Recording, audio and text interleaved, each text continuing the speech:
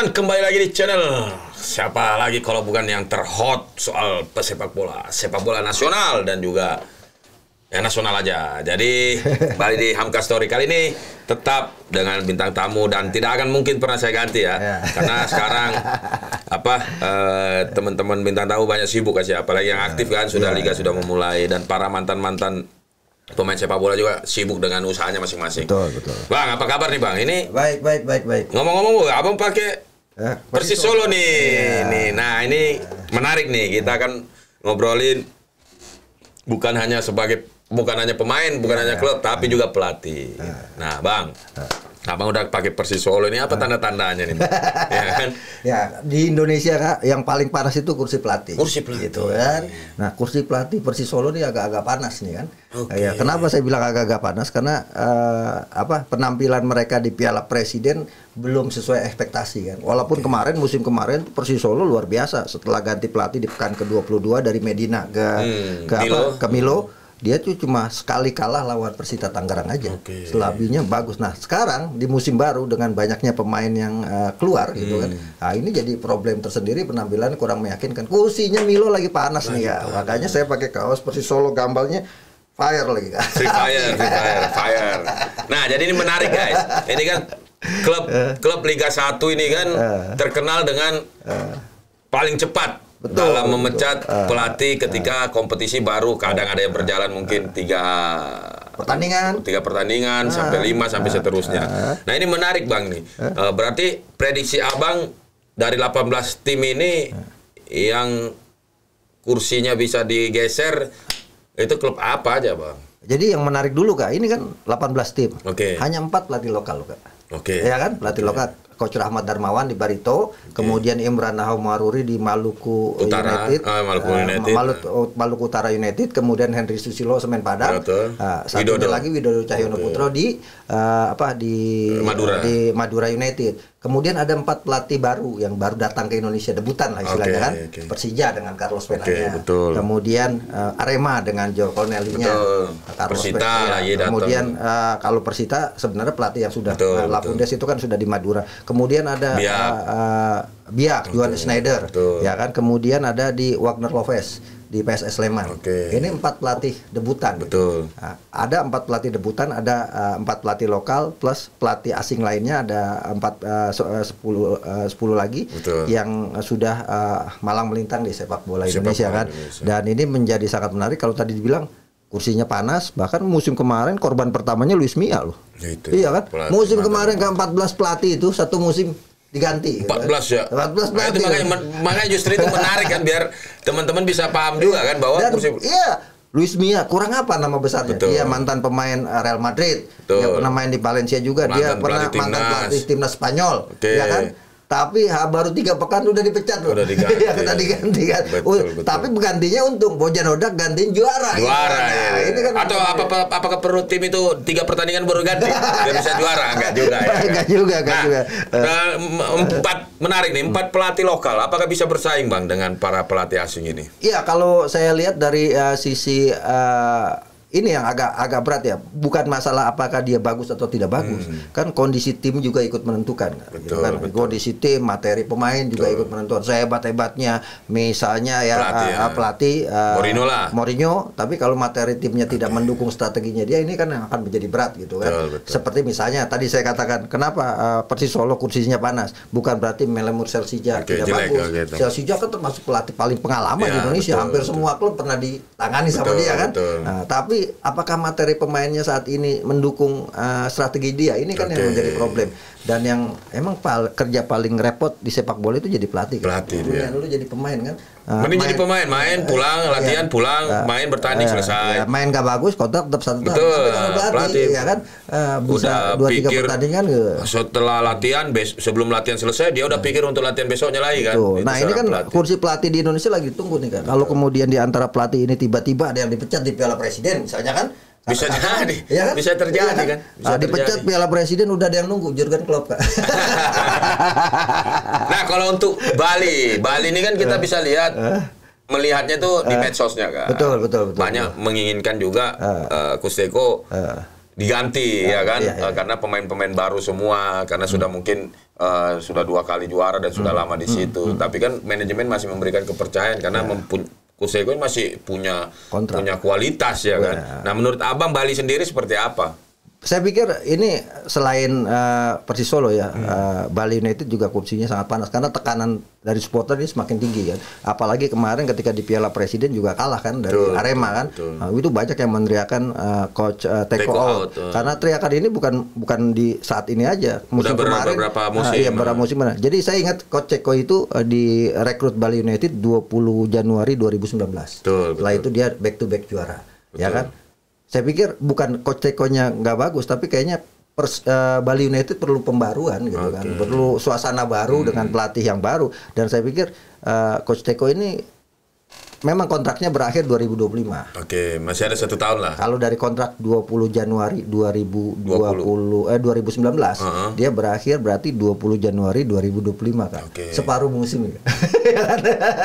Iya kan? Iya kan separuh musim ini kalau kemudian dia diperpanjang apa enggak? Iya. Nah, apalagi kemudian apakah Coach Teko mampu menjaga performa Bali United di musim 2024-2025 saat ini kan, dengan materi pemainnya yang sudah mulai berubah. Orientasi Bali United juga saya lihat sedikit berubah karena dia ingin memberdayakan pemain-pemain muda bola akademi gitu kan. Saya kayak Adek Arel ada di tim U19, kemudian ada beberapa pemain yang menurut mereka sudah layak dinaikkan dan banyak pemain-pemain senior yang sudah dilepaskan, termasuk Spaso kurang berjasa apa dia untuk Bali United tapi kemudian dilepas. Nah, ini yang menjadi problem, apakah Coach Teko dengan pembaruan yang terjadi, kalau pemain asing kan dia cuma kiper Maringa, kemudian Privat Mbarga yang dipertahankan, selebihnya pemain baru semua. Semua dan apakah pemain baru ini akan bisa menyatu dengan strateginya Coach Teko. Tapi menarik juga Bali United ini memang awalnya terseok-seok tahu udah di 4 besar aja udah beberapa tahun kalau nggak juara dia sempat kurang bagus, akhirnya panas kan kursi Kuseko, tiba-tiba di akhir musim peringkat 3. Nah, ini menarik juga nih. Iya kan kalau berbicara soal Bali United. Kalau prestasinya Teko paling jelek di musim 2022-2023 gitu kan, dia peringkat 5 klasemen. Iya kan tidak gitu betul. Artinya kemarin masih masuk peringkat 4. Tapi buat tim selevel Bali gitu kan, Bali tuntutannya udah pasti juara. Kurang apa soalnya? Duit ada, fasilitas ada, infrastruktur ada gitu kan. Tuntutannya pasti itu gitu kan untuk bisa jadi juara, dan tuntutan yang wajar sebenarnya kan. Di tim-tim besar di Eropa juga seperti itu. Juventus kalau nggak juara ya pasti pelatihnya dipecat. Nah, ini tantangan terakhir buat Teko. Saya pikir Teko, Milan Chelsea termasuk kursinya yang panas, termasuk Madura United juga kursinya panas. Coach Widodo Cahyono Putra.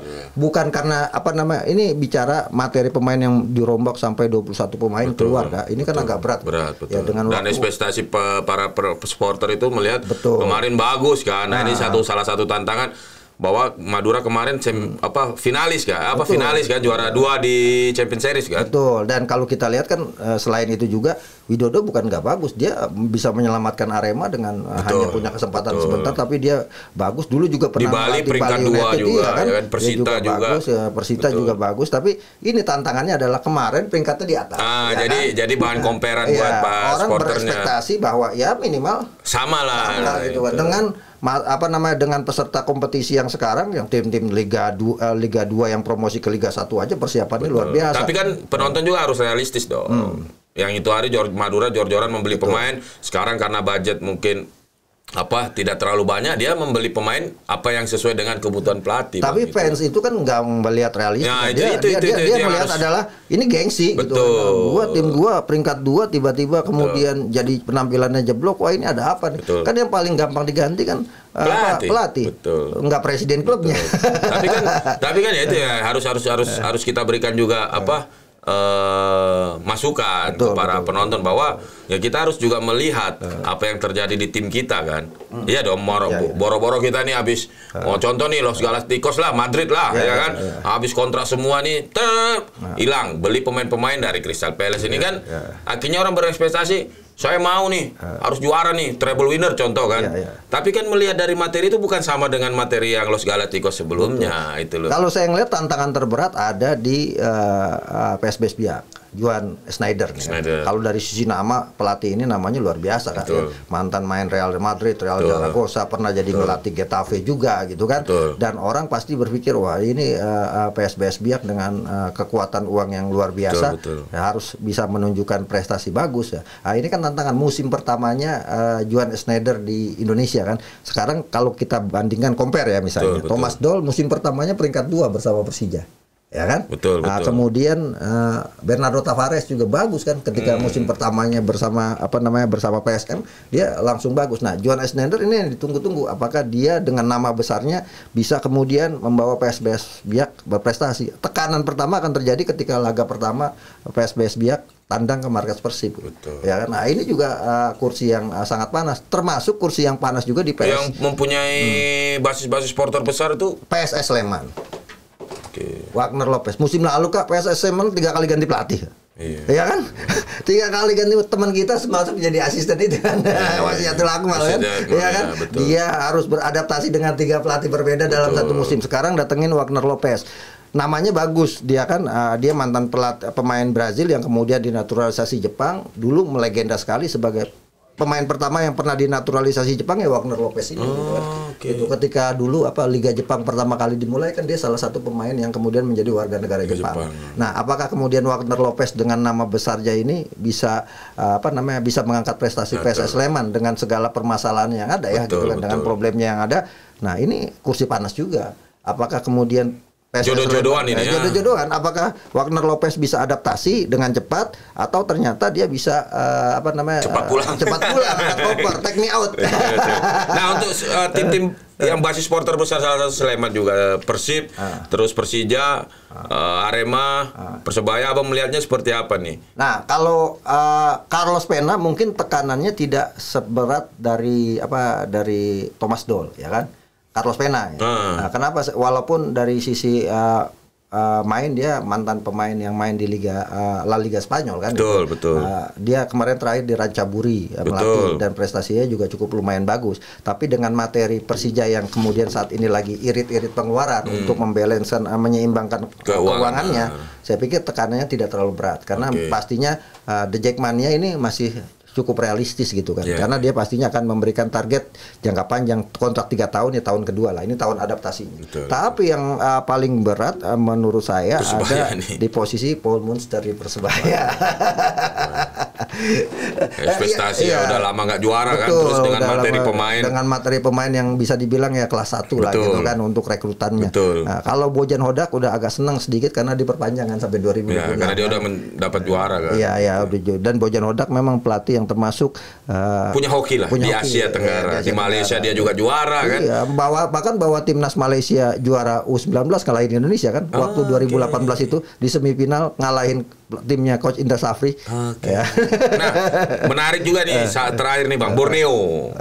Ini Borneo kan bisa bahaya juga nih Peter Hoekstra ini kan. Betul. Kenapa? Ketika kemarin dia juara reguler ya kan, terus lolos Champions Series. Nah, kalau ini dia keluar dari 5 besar ya mungkin akan terancam juga sepertinya. Kan kalau kita melihat sejarah bahwa Borneo ini termasuk tim yang tidak lama nahan pelatih. Betul. Satu musim bisa 2-3 pelatih. Betul. Kalau saya lihat dari perjalanan sejauh ini ya baru Paul Munster yang posisinya Peter Hoekstra yang agak lama posisinya dan pasti ini tantangan musim ini karena presiden klub Nabil Husain udah bilang saya harus juara tahun ini untuk menjawab kegagalan kemarin musim lalu di Championship Series walaupun secara reguler mereka juara. Artinya ini tantangan buat Paul Munster juga ya panas Peter juga. Hoekstra. Paul Munster itu tanda-tanda ini. Tanda-tanda Paul Munster termasuk posisi yang panas. Karena pelatih Bonek itu luar biasa. Gitu. Lalu kan pernah main di sana kan, bagaimana sekali kalah pasti tekanannya luar biasa. Positif dia di depan itu. Tapi menurut saya sih ya tekanan-tekanan dari supporter itu hal yang wajar ya, karena mereka ingin melihat timnya pasti berada di papan atas dan di zona juara gitu. Jadi menurut saya tekanan-tekanan yang selama ini diberikan oleh supporter terhadap klub-klub kebanggaannya itu suatu hal yang biasa dalam sepak bola profesional. Bahkan Arsenal dulu kan pernah sampai pakai pesawat dia kirim ini kan pesan kan bahwa pelatih A harus diganti, Arsene Wenger harus diganti karena sudah kelamaan. Artinya hal yang biasa, dan pelatih juga harus siap untuk kursi panasnya gitu. Tapi jangan salah juga. Pelatih yang sudah membawa juara buat sejarah, ya kan, akhirnya diganti nggak juara-juara kan? Iya, Arsenal kan? Iya. Tim apa kan? Iya. Meminta ganti Arsene Wenger yang buat sejarah. Iya. Habis itu nggak pernah juara liga, betul nggak? Iya. Setelah berganti pelatih belum pernah kan, Bang? Belum pernah. Nah, Ya, yang agak berat, nah kalau cerita ini kan bicara Arsene Wenger, bicara Arsenal, logonya hampir mirip dengan PSM kan? Ya kan, dengan PSM Makassar logonya. Nah, PSM juga gini kan. Kalau bicara pelatih, Bernardo Tavares luar biasa pelatih. Cuma kan permasalahan PSM selama ini ada di sisi keuangan yang kadang-kadang macet itu kan. Beberapa kali Bernardo Tavares itu ya berkorban luar biasa kan. Dia jual jersey t-shirtnya waktu dia juara untuk kemudian kasih bantu-bantu official yang belum gajian, dia jual medalinya gitu kan. Artinya apakah akan sejauh ini Bernardo Tavares berkorban? Nah, ini kan musim ketiganya dia kan. Walaupun memang kontraknya dia sampai 2025 juga ya kan, 2025. Artinya ini tantangan buat manajemen, bukan dari Bernardo Tavares, karena Bernardo Tavares tidak difasilitasi dengan materi pemain yang wah kan. Tapi dengan pemain yang biasa saja dia bisa bikin menjadikan bintang. PSM itu menjadi luar biasa ya. Sayuri bersaudara dan juga nggak main di kampung halaman kan, nggak tahu tuh berapa puluh tahun lagi baru bisa main di kota Makassar. Sampai sekarang ada stadion kasihan. Iya. Nah, ini Bernardo Tavares bisa juga musim terakhirnya dia bersama PSM. Mungkin akan ada klub-klub lain yang siap menampung dia kan. Bahkan di luar negeri mungkin ya. Di luar negeri. Termasuk pelatih yang agak berat untuk bersaing juga gitu kan. Tekanannya tinggi itu pelatih Persik Kediri Kak. Kediri ya. Nah, Marcelo Rospide musim kemarin soalnya bagus. Ya, tapi kalau melihat dari Persik juga enggak banyak ganti pemain dan dia mendatangkan apa yang sesuai sesuai kebutuhan ya kan. Yang penting juga kalau Kediri ini kan King happy, semua pasti happy. Betul. Ya kan, King Arthur happy semua. Berarti bikin King Arthur happy apa ya? Itu dengan prestasi kan. Iya, jadi menurut saya kursi paling panas saat ini sejauh ini ada di Persis Solo. Persis Solo yang pertama itu. Yang pertama. Kursi panas. Apalagi kalau kemudian dia tidak bisa lolos Piala Presiden semifinal dan finalnya kan mainnya di Manan Solo kan. Ini akan jadi koreksi besar-besaran. Nah, ditambah termasuk pemain-pemain asingnya juga, pemain-pemain lokalnya juga kan. Kalau tidak sesuai ekspektasi kan. Betul. Ya termasuk itu Paul Munster juga di Persebaya kan. Nah, itu sangat ini ya Bali United. Ada 3 itu yang menurut Abang yang rawan di awal-awal musim bisa diganti. Kalau di posisi pelatih lokal saya melihat Imran Nahomaruni mungkin masih aman posisinya karena dia kan bawa tim ini promosi gitu kan. Tidak terlalu panas. Yang panas itu ya kursinya Coach Widodo sama kursinya Henry Susilo di Semen Padang gitu. Oke guys, menarik kita bahas bukan hanya soal tim, perorangan, sekarang kita soal pelatih dan prediksi Bang Akmal semoga meleset ya kan, namanya meleset. Prediksi Bang Akmal kursi panas pelatih yang pertama bisa terjadi di Persis Solo. Persebaya, kemudian di Semen Padang, Bali United. Jadi 3 teratas ini ya kan bisa dipatahkan oleh para pelatih ini kan, tapi harus tetap sejauh mereka masih melatih harus kalian dukung, betul. Jadi tunggu video-video selanjutnya yang pasti akan lebih menarik dengan tema yang pasti bikin mata kalian dan kuping kalian tidak pindah haluan dari channel Hamka Sore Liga. Sampai ketemu di video selanjutnya. Salam olahraga, salam sepak bola, menolak menyerah. Gaskan dia.